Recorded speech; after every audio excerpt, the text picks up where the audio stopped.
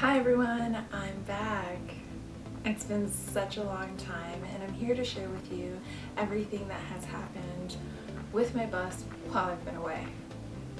I've made this into a story and I've broken it down into chapters. What you will first see is what I did immediately after I purchased my bus. I do want to say that these are my views of everything that has happened, and if you find anything informative and useful, make sure you like, subscribe, comment, share, and make sure you turn on those notifications so you get my upcoming videos.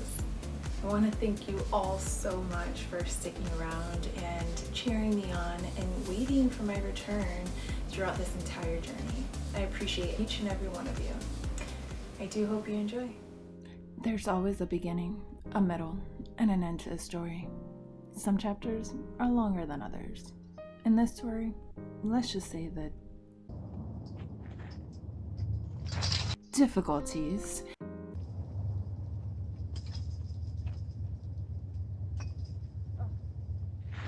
seem to have lingered around much longer.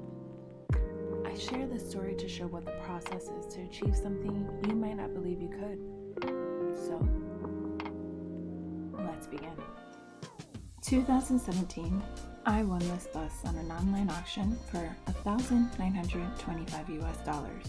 Yep, you heard that right, $1,925. It went from this to this.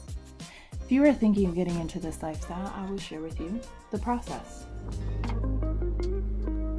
The first thing you want to do after you've purchased your bus is to get it to its shell, also known as gutting the bus. In my situation, I had to drive it on my days off from the storage unit to the shop.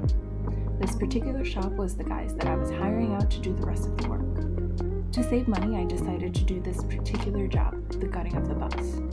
I didn't have any tools, so they had offered for me to borrow it. I would spend my days off going to the storage unit from 4 p.m. to go to the shop and work on my bus till 2 a.m. in the morning. First things first, take out the seats.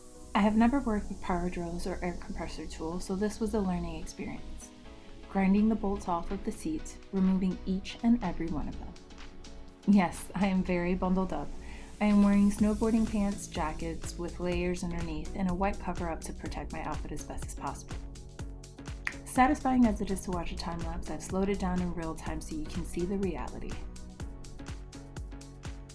Yeah, not as fun. I would work until I couldn't work anymore. I have learned when you want something, you will manage.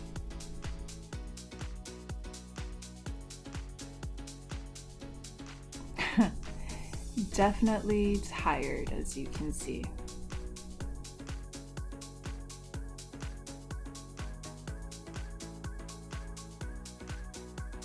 You get the idea.